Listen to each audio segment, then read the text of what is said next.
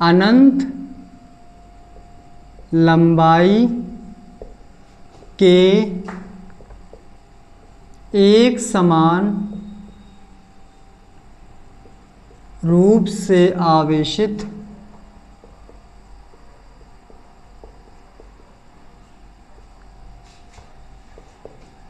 चालक तार से r दूरी पर उत्पन्न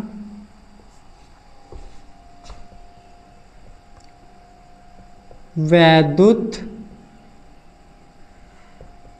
क्षेत्र की तीव्रता ज्ञात कीजिए।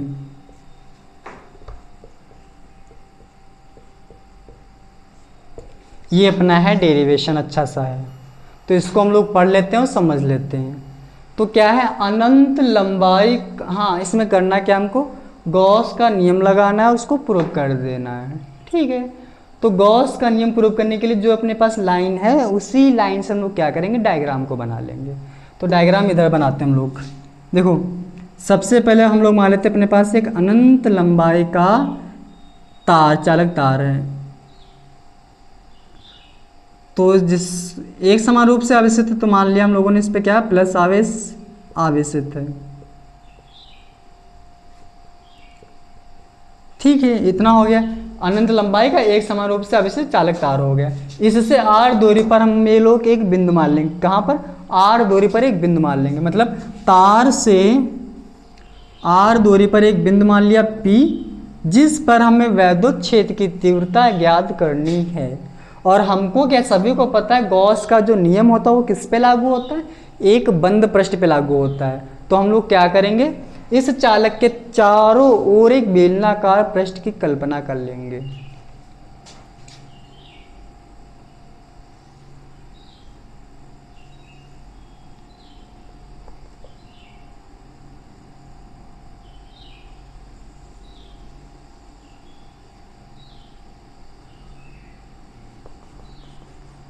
बेलनाकार पृष्ठ की कल्पना करनी भैया।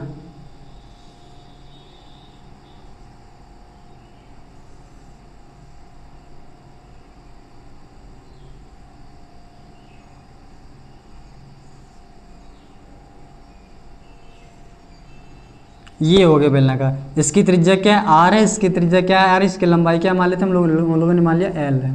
तो यहाँ पर एक बिंदु है पी, जिस पर हमें वैद्युत क्षेत्र की तीव्रता निकालनी है।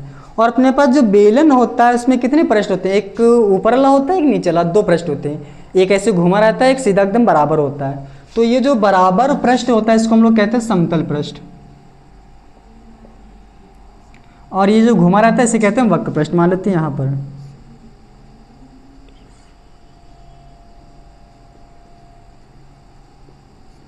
और ये कैसा है, समतल पृष्ठ।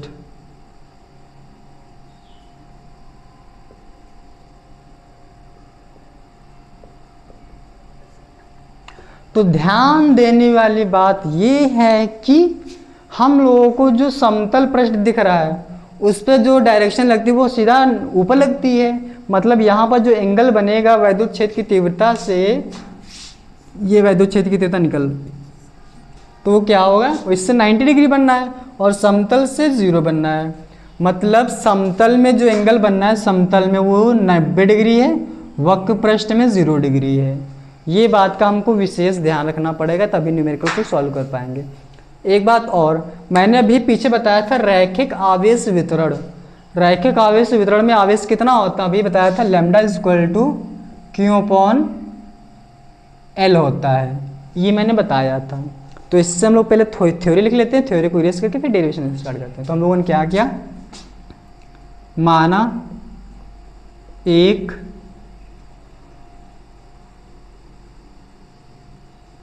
अनंत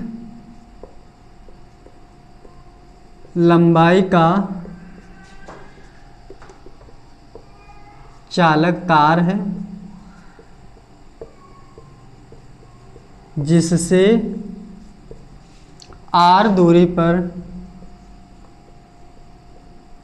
एक बिंदु P स्थित है।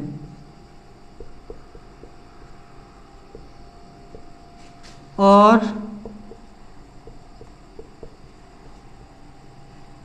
बिंदु P पर वैद्युत क्षेत्र की तीव्रता ज्ञात करनी है। ठीक है भैया, ज्ञात कर लेते हैं। अब पैराग्राफ चेंज कर लेंगे। हमको पता है क्या, हमें पता है कि गाउस का नियम बंद पृष्ठ पर लागू होता है। तो इसलिए होता है, इसलिए चालक तार के चारों ओर क्या किया, चारों ओर क्या किया, एक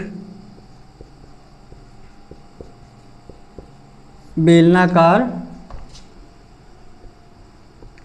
पृष्ठ की कल्पना की।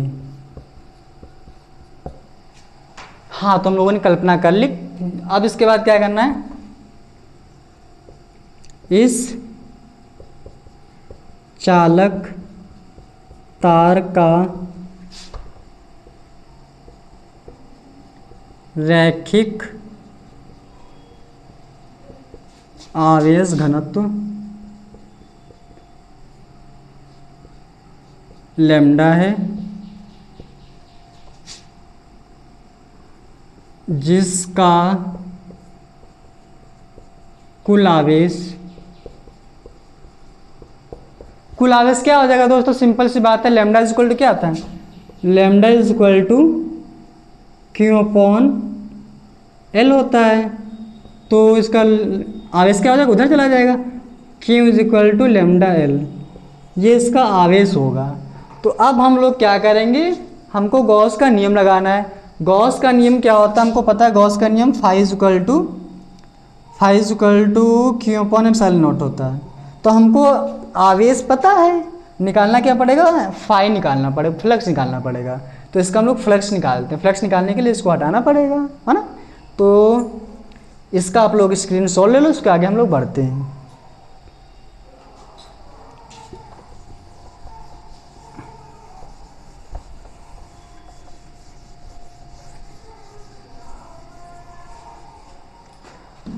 तो देखो भैया,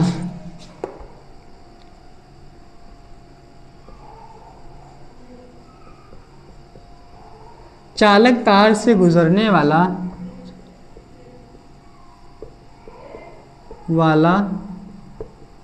कुल वैद्युत फ्लक्स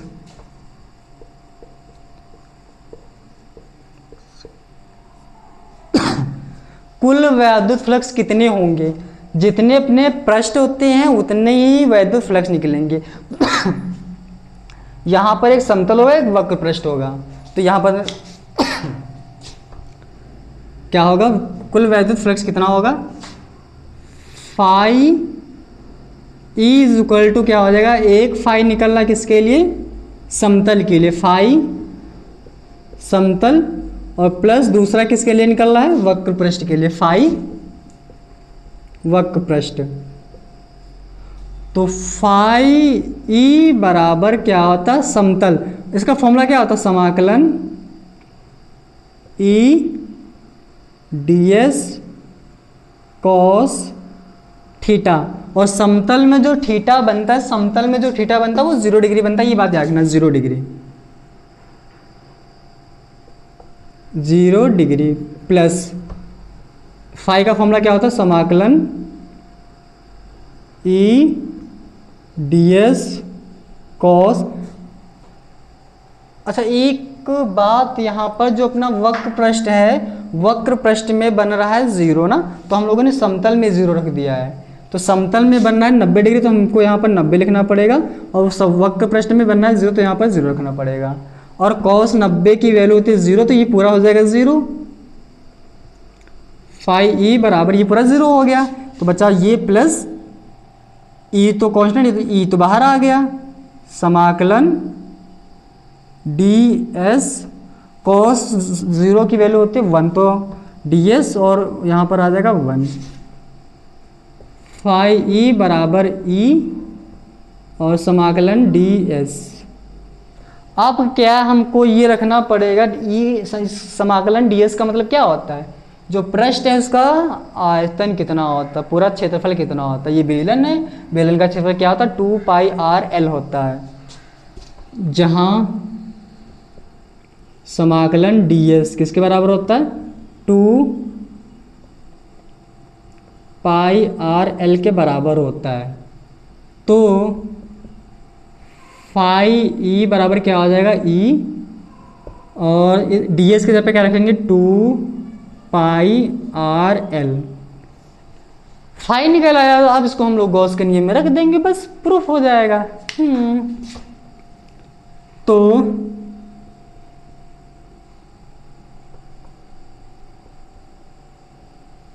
गॉस के नियम से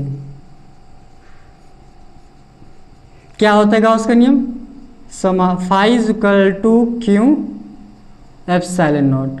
इसमें फाई कितना निकला, इतना निकला ई 2 पाई आर एल। क्यों कितना था, क्यों भी हम लोगों ने पीछे निकाला था ना, क्यों कितना था लैम्डा एल और बट्टे में एप्सिलॉन नॉट, एल से एल कट गया। ई की वैल्यू निकालनी है हमको, वैद्युत क्षेत्र की तीव्रता निकालनी थी, तो ये पूरा का पूरा कहाँ जाएगा बट्टे में चला जाएगा। ठीक है, तो ई बराबर ऊपर है लैम्डा, नीचे क्या आ जाएगा 2 पाई आर, तो हम लोग इसे 1/2 पाई एप्सिलॉन नॉट, और ये लैम्डा और ये नीचे आ जाएगा आर, जो कि अपना क्या होता है फॉर्मूला होता है ना। ये अपना पूरा फॉर्मूला हो गया, डेरिवेशन प्रूफ हो गया।